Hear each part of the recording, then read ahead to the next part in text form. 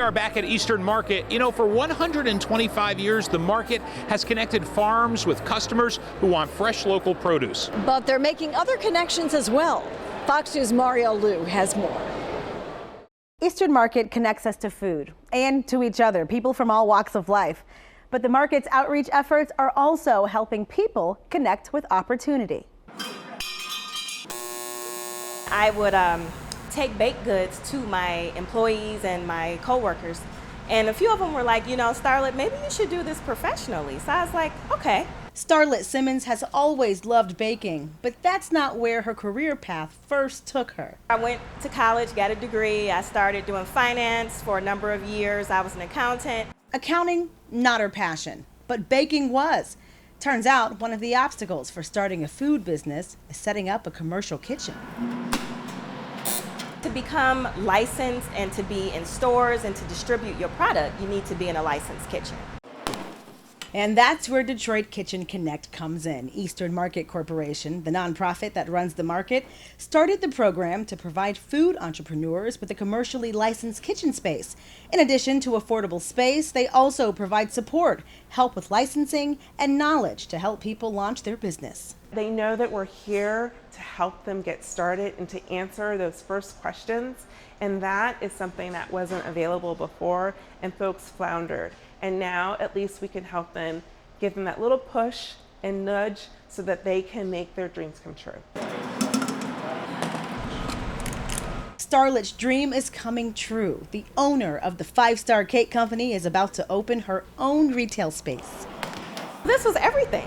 This was everything. Detroit Kitchen Connect has helped me so much, and I'm so grateful that I had the opportunity to be one of the first people licensed out of this program. There are currently more than 19 businesses in the kitchens, like Rob Zimmerman, whose dream was born at a birthday party for his son. When he turned 3, we had a superhero-themed birthday party, and you can't go to the store and buy vegan Superman ice cream, so I did a bunch of research and made it myself. People couldn't get enough of Rob's vegan ice cream, so he decided to make a career leap and start Ice Cream Plant, with the help from Detroit Kitchen Connect, of course. Without this, I would still be an engineer.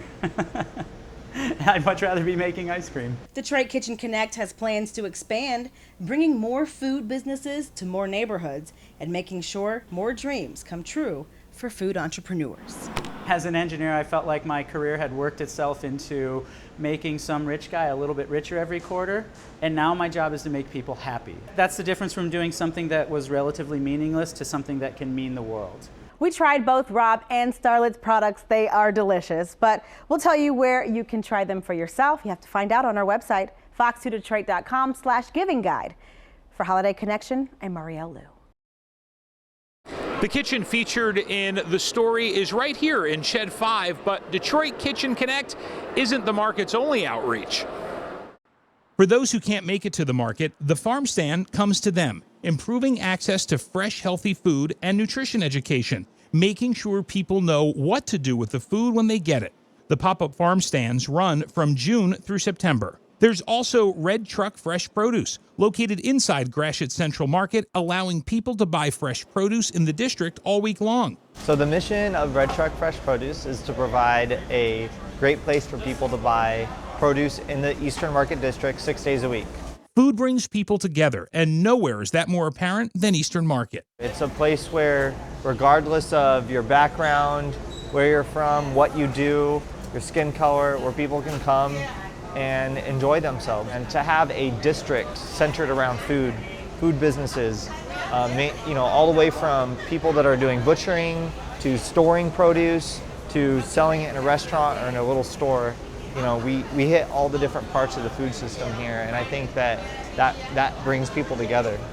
Red Truck Fresh Produce is also providing jobs. They have partnered with Goodwill as part of a workplace development program for veterans. A Metro Detroit mom is fighting here at home to help those fighting overseas. She's making sure that our troops have the supplies they need. Fox News' Amy Andrews has more on her mission. They lack so much on a daily basis that we try to send them love from the USA, a taste of home.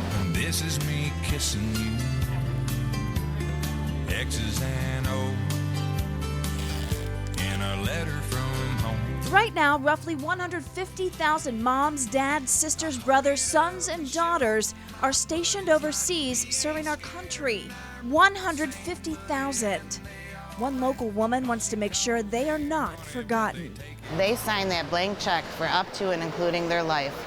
They're over there without the needed necessities. They're all losing weight.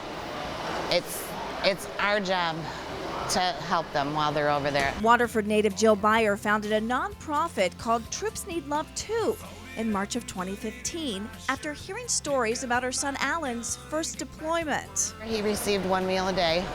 A lot of times it was covered with bugs or worms, and he lost 20-some pounds in 6 months. Beyer is now working to prevent this from happening to others. In less than a year, her Troops Need Love 2 volunteers have packed and shipped more than 1,000 care packages to Africa, Iraq, and Afghanistan, where her son is currently stationed. Boxes filled with yummy treats, games, hygiene products, and heartfelt letters. It means a lot. I mean, you have guys that send letters.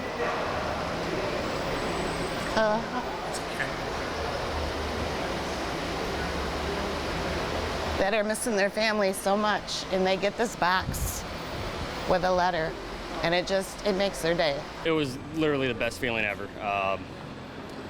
It's not something that you can really describe. I hold it up and show my buddies. Veteran Corey Bergen received several care packages when he was stationed overseas. He volunteered at one of Troops Need Love 2's packing events at MIAT College of Technology. It's always good to have something coming from home, even though you're stuck out in the middle of nowhere.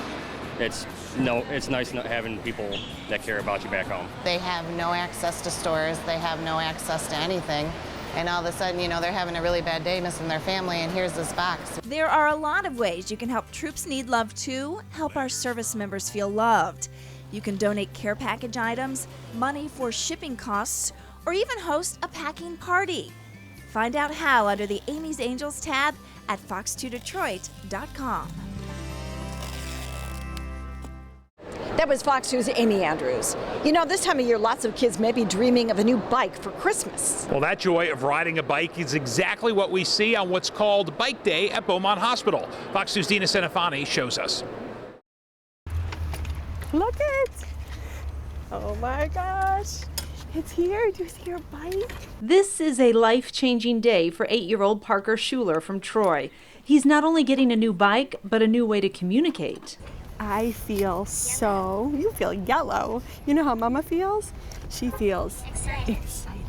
Parker was born with multiple disabilities. His entire life he has struggled to walk, talk, and fit in. He can't walk right now, no, but we're getting close to the point where he is able to walk by holding our hands just with minimal assistance, which has been 8 years of non-stop physical therapy for him. Which is why this is such a big moment. Watch as Parker pedals his own bike for the first time. Let's go! Let's see those legs move. This is a custom-made ride just for him.